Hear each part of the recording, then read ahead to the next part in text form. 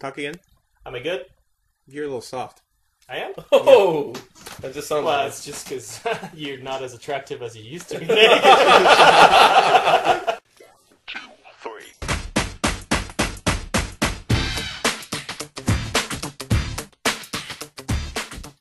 Hey everyone, welcome to the Idiomatic Top 3.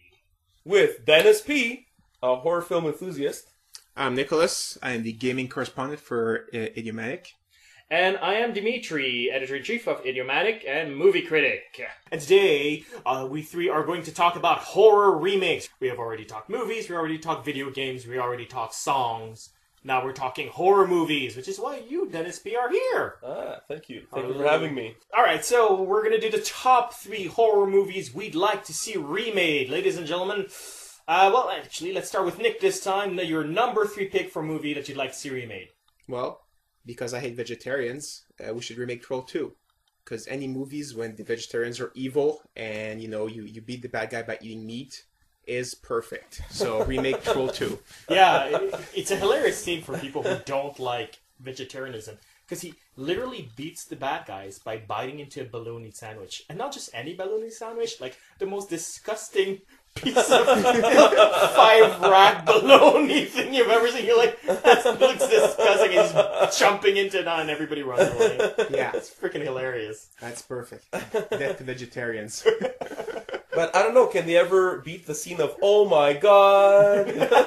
You have to have that scene in the movie. Yeah, I would just bring that back. With the actors going like great performance, except for that scene in particular where the guys just wouldn't, and then all of a sudden you go back to perfect scene. Don't forget that he also had a fly in his face when he was... It's sort of like the movie has normal actors and everything, and then you turn around, it's that scene, and suddenly that character is played by Robert Pattinson.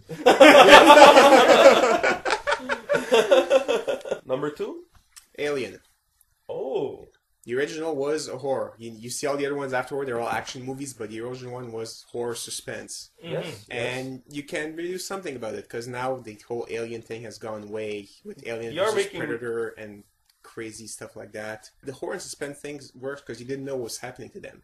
Mm-hmm. So you can remake something like Alien. You're going to have to change the aliens around and, change how they work and stuff like that. But you can just, reboot the series and start over. It's an interesting pick. My concern with it is how do you redesign H.R. Geiger's Alien? Because so much of what made Alien amazing is the designs of H.R. Geiger. That creature is messed up. Yeah, it's pretty cool. Because nothing that openly phallic had been created before, It's like, what is this? It's a representation of rape. Create a creature, H.R. Geiger. Okay, it's a giant penis. With teeth. With the Good second point. mouth coming out. Well, you need to find a way to make it work, because again, it's not going to be suspenseful scary if people know what to expect. Oh well, now at this point, something's going to pop out of his stomach. It's obvious. You need to change that around a little bit. Yeah. And find a clever way to do it. Yeah. And would you keep that scene where she goes back for the cat? Oh God. No. Screw the cat. I'm allergic to cats, so no. It has to be a puppy this time. Go back for the puppy. But what if, or what about like a vegetarian guy, like just like a crew member? He dies first. Would that be okay? We could have the alien look like a giant broccoli. Oh yeah. Yeah, that'd be scary. Killer broccolis from Mars or something, From Planet 9 or something. Alright, your number 1 pick for horror movie remake. Well, this might be cheating, because people might consider it horror, but you have to remake Beetlejuice. Beetlejuice. Some people might consider it more a comedy, but it had some horror things to it. Yeah. And, with a funny character like Beetlejuice, you choose a proper actor, and you can make a good movie out of that. Which actor would you choose? Johnny Depp, yes. Johnny Depp. Well, he's been in every other Tim Burton movie, so why not the remake of this Seriously. one? Sure. Why wasn't he the original? What's wrong? Well, he would make a great Beetlejuice. He could make it entertaining, and I would go watch that. Not Jack Black, then? Oh my God. And would you make your Beetlejuice more scary, or just keep it wacky? And I would keep him wacky, but I would have the things he do scary. But he still has to be wacky and fun. But then, you know, all of a sudden he does like crazy violent things, and that's what makes it scary. It's like you don't expect that from him. That would be some mighty big shoes to fill, and I think that's why Johnny Depp is a good choice. Because Michael Keaton, nobody expected him to be that good in Beetlejuice. So it's like, Michael Keaton, really? He's sort of he's okay, and then he's in Beetlejuice, and you're like, wow, that guy's wacky, crazy. It's really fun. He's also Batman. So. Well, that's the thing. After Beetlejuice, like, oh, he can do wacky. Oh, he's a really gifted comedic actor. He's going to be Batman. What? Where did that come from? Yeah. And immediate veto on Jim Carrey as Beetlejuice. Immediate. Mr. Popper's Penguin didn't convince you of his acting skills. No, he didn't. Good God, yeah. Yeah, I think that was Tim Burton's phase where he liked Michael Keaton until he discovered Johnny. Yeah. And then he never looked back. Yeah. Helen Bonham Carter gets jealous every once in a while. Like, again with the Johnny talk? Come on, man, what about me? I'm your muse or whatever. Alright, moving on. Your number 3 pick for movie. My number 3 would be Child's Play. That's an interesting pick, really? Yes. Because, you know, I mean, they found a way to make it campy and, you know, with the son and, you know, the girl and all that. It's cool, but maybe I'd like to see the original Child's Play remade, like, serious, trying to be scary like the original tried to be, you know? How scary can... Because, I mean, the first one actually did make it scary, and how they managed to do it is by having the kid being very, very young. Yes. So the minute he's left alone, you're scared for him. You don't even need Chucky. Yeah. That mother should not be leaving that child alone. And they go out of their way to show that she is actually sort of a bad mother. And that's how they did it. But because Chucky's the size of my little buddy, so that's about... just step on him, and he's you know, that's it. 2 feet tall, maybe? Yeah. I don't know, but yeah, maybe, I don't know, with the remakes, who knows? Maybe they'll remake a new doll or who knows what, I don't know. Bigger, I have no idea. I don't know what they would do, but I would just be curious to see it. I mean, whether it's going to be good or bad. I just want to see what they could do with it. Because the original also has them, like, throwing the doll around all the time. Yeah. And it always accentuates just how it's a freaking doll. For heaven's sake, like, grab its 2 feet and just hit its head on the table over and over again. Pow, pow, pow. It's like, and he goes like, oh, you bitch, I'll get you. He's like, just don't stop. I'd like to see that scene, so maybe they should remake it. I just for fun, you know? Just for fun. Just to see... you know, but serious, you know, because obviously they continued the series and the fourth and fifth one were very campy, very funny though. Very fun. I mean, you know, for sure there's an audience for them, but I just want to see them try, quote unquote, to be serious again and scary. You know, if that's even possible. But you know.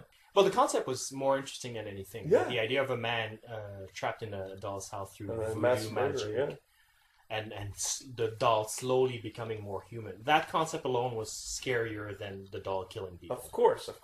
Yeah. Like, you're almost more scared for him.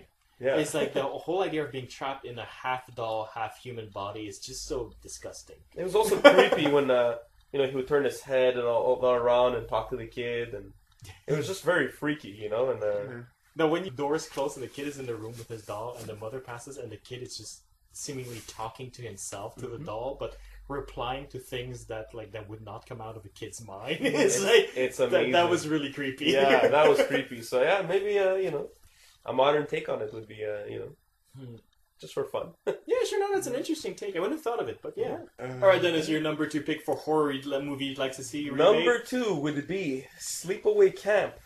The ending of the first one was just really cool. And I love to see the whole movie remade, you know, make it a little bit more modern and, you know.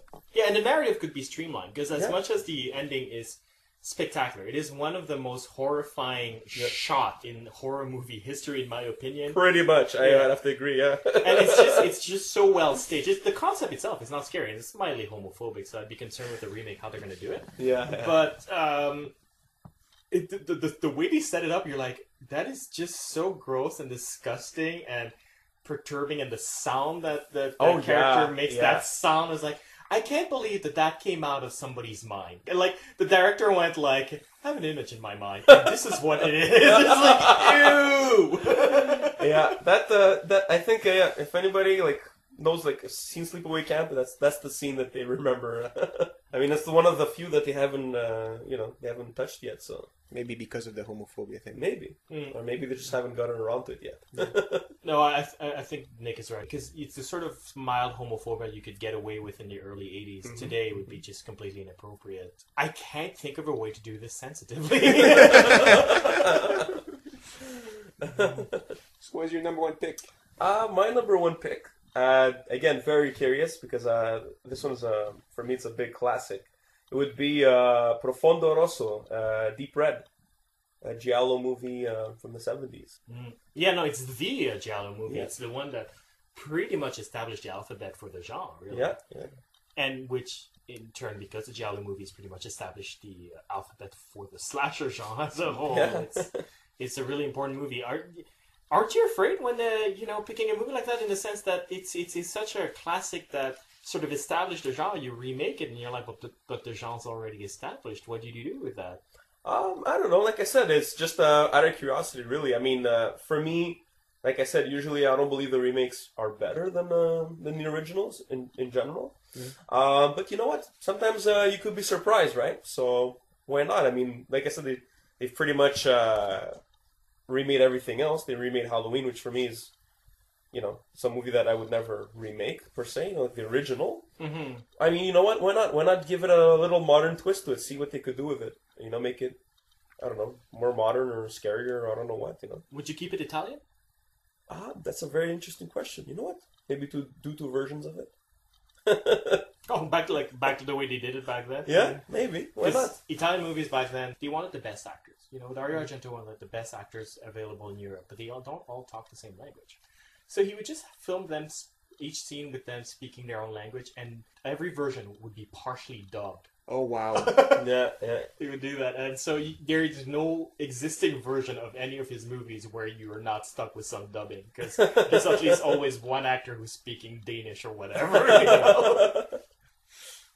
Yeah, so that one, and I would love to, obviously, for them to keep the killer's POV, like the specific way that the killings were done. Mm-hmm. It was very original, and obviously the music would have to pretty much stay classic. Which one would you?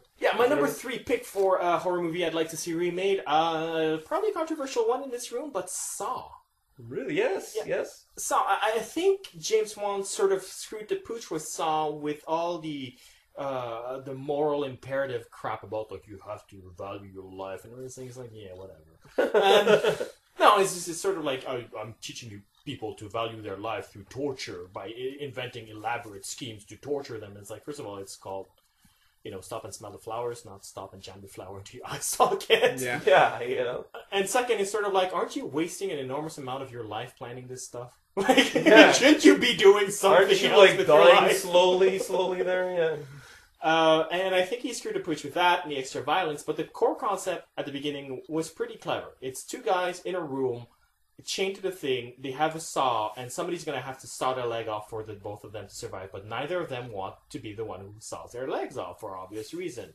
But if somebody doesn't do it eventually, they're both going to die. Mm-hmm. And there's a real dilemma here, and there's a real sort of art house movie to be made there in the conversation between these two people. Mm-hmm. And that I'd like to see. Even as a play, I would like to see it. It's an interesting premise. And I think they've made enough Saws that at this point, maybe a remake would be would be the smart choice. Just kill that thing already. Yeah. I don't like the Paranormal Activity series. I don't think it's nearly as efficient as people say it is. Mm-hmm. But I am grateful for it, if only because it killed Saw by making more money than it. Ah, yes. Nice. You're a bigger man. For 7 years, it was a Saw movie every year. Yeah, seriously. And it was the October Halloween movie. Yes.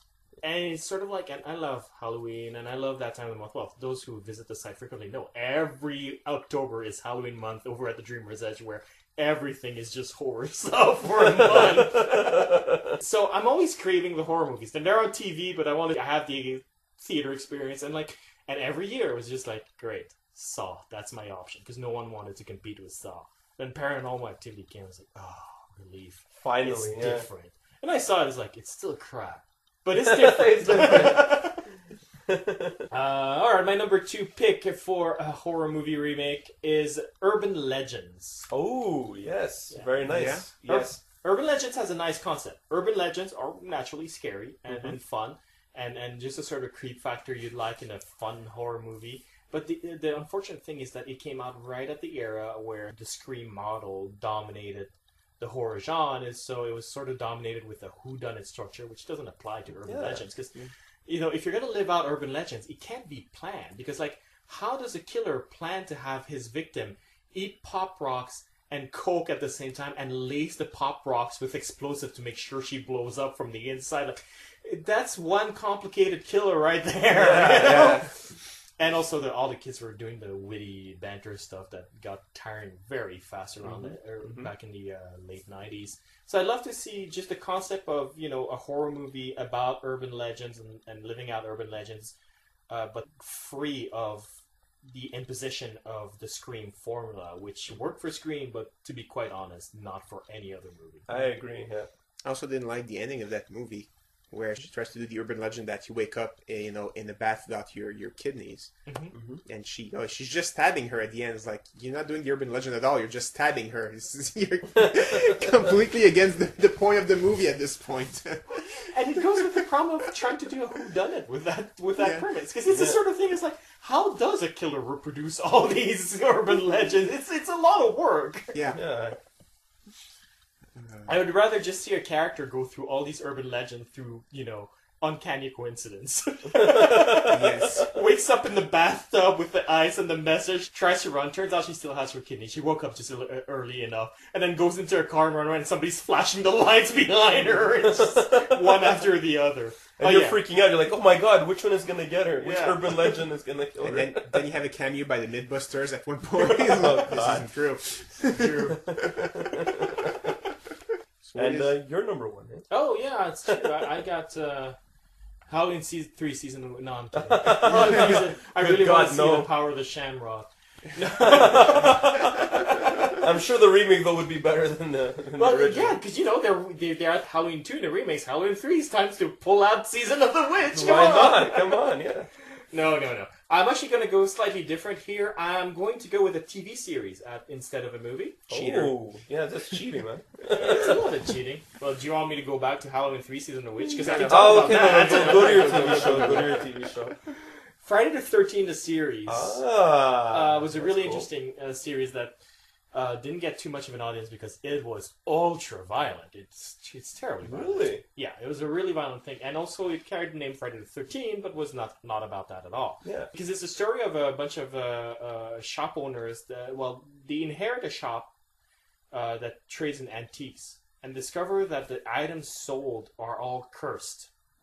They're items that the owner, if he kills 9 people, he gets a reward or something. There's a woman who didn't want to grow old, and so she had a mirror with the lipstick thing, and if she killed people and looked at herself in the mirror, she would stay young and stuff like that. It's pretty cool, yeah. Yeah, it's a really nice concept because every episode was a different object, and it was always sad because the perpetrators who kill people are obviously evil, but a lot of times they were also victims. They were given a weapon to corrupt them, and they got corrupted, Yeah. And so they had to hunt down all the items on the registry that had been sold and bring it back to the vault, and that's what the series is about. I didn't know that, yeah. And it's such a great concept for a series, and it was actually a very good series, but very low budget, and because of the violence and the title. The title killed it, I think. Yeah, stuck playing at midnights. But now with HBO and cable, you can do violence. Now that we have The Walking Dead as a TV series, you can get away with a lot, and I think it's a good time to revive that concept and maybe change the title. That's what I was going to tell you. Yeah, maybe go ahead, that would be good, but just change the title because I think for me too, I remember when it came out on TV originally, I was like, oh my god, Jason on a weekly basis? I'm in for a treat, right? And then I'm like, what the beep is this? So definitely a title change would be, Yeah, I think so. And probably not Little Shop of Horrors, because that would just lead to other confusion. Yes, of course. Although that would be appropriate. Yeah.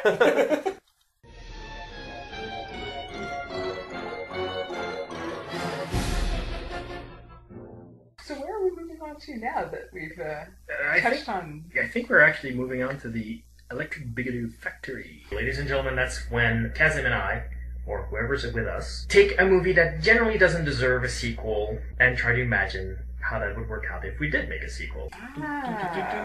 The EB. Electric Boogaloo. Now, trying to pick a movie for the Electric Boogaloo Factory for this period of horror is nearly impossible, because every movie has had a stupid sequel already.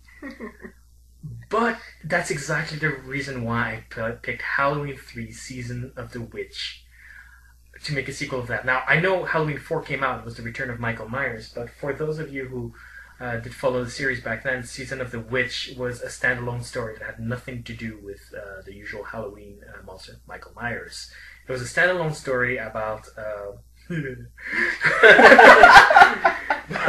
boy. Evil shamrock-powered robots, demon bots, I should say, working towards a conspiracy to make kids put on masks that will deform them and kill them in the long term. After they activate the green ray that will activate all the masks.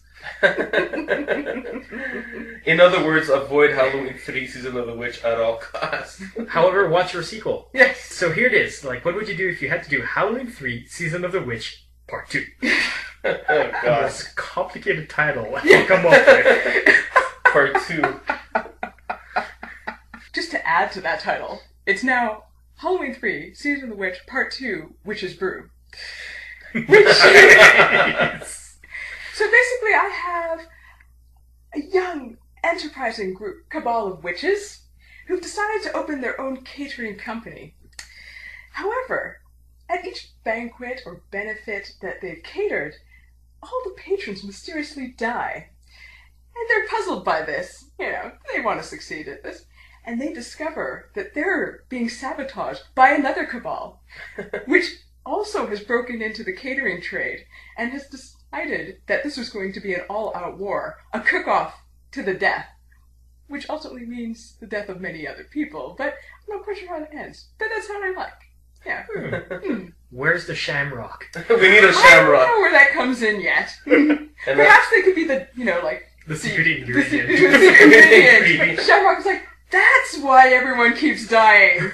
Good. Yeah. So it would be another standalone story. It would be. Yeah, alright.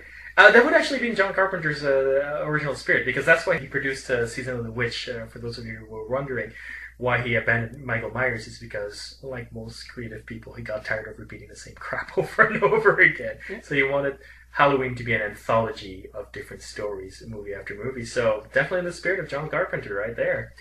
Yeah. Carpenter would be very proud of that story. He would be very angry at me, however, because I'm bringing it back to Michael. Oh, nice! Let's see. Very nice. Because that's one of the main criticism that fans had. It was like, oh, where's Michael? Where's Michael? Where's Michael? Well, Halloween 3 Season of the Witch Part 2 would explain where Michael was. Halloween 3 Season of the Witch Part 2, Michael versus the Shamrock. Oh! Very cool. Yeah. So here's how we connected back. Now, as I mentioned, there were demon bots working towards this conspiracy from this toy maker. We would discover that Michael is one of those super demon bots who hides his face because he actually put one of those shamrock masks in, so he's deformed behind it. But because he's a super demon bot, he's not dead. Okay. And we find out that he wasn't after Lori, his sister, because she's his sister. Probably because that makes no sense. But he was after her necklace, which contained a bit of shamrock. Ooh. And so he gets it, and so Dr. Loomis has to race against Michael before he puts the shamrock into the ultimate doomsday device and brings Halloween hell to the world.